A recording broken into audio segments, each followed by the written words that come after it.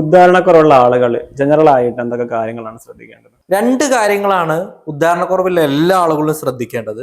ഏറ്റവും ആദ്യം അവരുടെ ജീവിത രീതിയാണ്.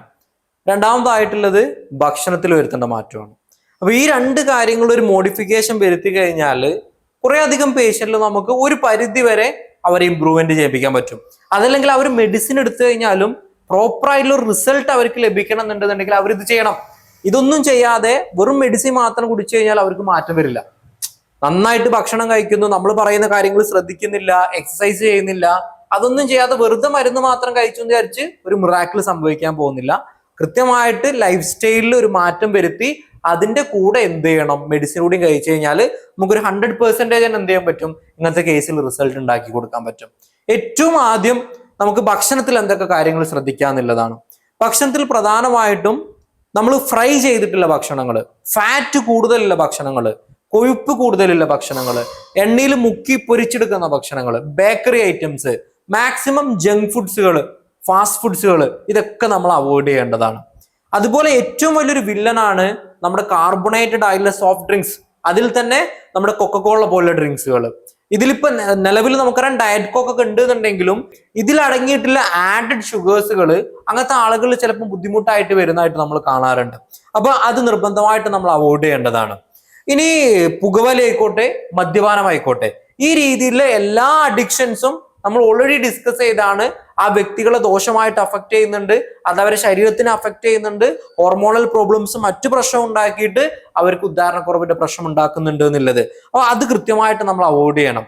റെഡ് മീറ്റ് വലിയ പ്രശ്നമാണ്. അത് ബീഫ് ആയിക്കോട്ടെ, പോർക്ക് ആയിക്കോട്ടെ, ലാമ്പ് ആയിക്കോട്ടെ, ഏതും ആയാലും ഇതൊക്കെ ഉണ്ടാക്കുന്ന ഒരു എഫക്ട് നമ്മുടെ ശരീരത്തിൽ വളരെ പെട്ടെന്ന് തന്നെ കൊളസ്ട്രോൾ കൂടാനും മറ്റു ബുദ്ധിമുട്ടൊക്കെ വരാം. അപ്പൊ അത് കൃത്യമായിട്ട് നമ്മൾ അവോയ്ഡ് ചെയ്യുന്നതാണ്, അതല്ലെങ്കിൽ കൺട്രോൾ ചെയ്യുന്നതാണ് ഏറ്റവും നല്ലതായിട്ടുള്ളത്. ഇനി നിങ്ങൾ ചെയ്യേണ്ട ഒരു കാര്യം എന്ന് പറയുന്നത് ഡയറ്ററി ഫൈബർ കൃത്യമായിട്ട് നിങ്ങളുടെ ഭക്ഷണത്തിൽ ഇൻക്ലൂഡ് ചെയ്യാം. ഡയറ്ററി ഫൈബറിന്റെ പ്രത്യേകത എന്താണ്?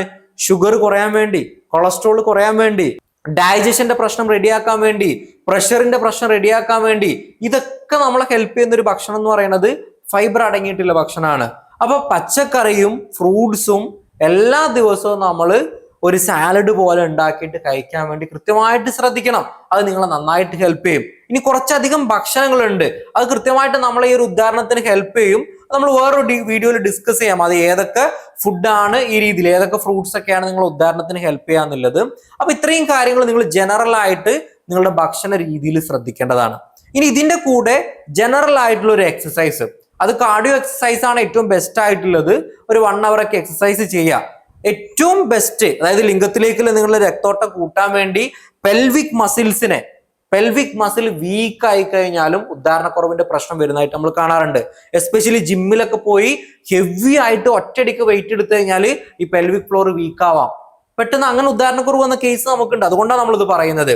അല്ലാതെ ജിമ്മിൽ പോകുന്നത് തെറ്റാണ്, ജിമ്മിൽ പോകാൻ പാടില്ല എന്നല്ല, ശ്രദ്ധിച്ചിട്ടില്ല എന്നുണ്ടെങ്കിൽ ഇങ്ങനത്തെ പണി വരാം. അപ്പൊ അങ്ങനെ പെൽവിക് ഫ്ലോർ വീക്ക് ആയി കഴിഞ്ഞാൽ അതിനെ സ്ട്രെങ്തൻ ചെയ്യാനുള്ള കീഗിൾ എക്സസൈസ്, ഇതുകൂടെയൊക്കെ നിങ്ങൾ ചെയ്യുകയാണെന്നുണ്ടെങ്കിൽ നമുക്ക് അതിന്റെ കൂടെ മെഡിസിനൂടെയും കഴിച്ചു കഴിഞ്ഞാൽ നല്ല വണ്ടർഫുൾ ആയിട്ടുള്ള നല്ലൊരു മാറ്റം നമുക്ക് എന്ത് ചെയ്യാൻ പറ്റുന്നുണ്ട്, ഇങ്ങനത്തെ കേസിൽ കാണാൻ പറ്റുന്നുണ്ട്. അപ്പൊ ഉദാഹരണക്കുറവ് ഉണ്ട് എന്ന് വിചാരിച്ച് ഇത് പുറത്ത് പറയാനുള്ള ഒരു മടി കാരണം നിങ്ങൾ സങ്കടപ്പെടുന്നു വേണ്ട. ഹോമിയോപ്പതിയിൽ നല്ല മികച്ച ചികിത്സ ലഭ്യമാണ്. ധൈര്യമായിട്ട് നമ്മളെ കൺസൾട്ട് ചെയ്തോളൂ.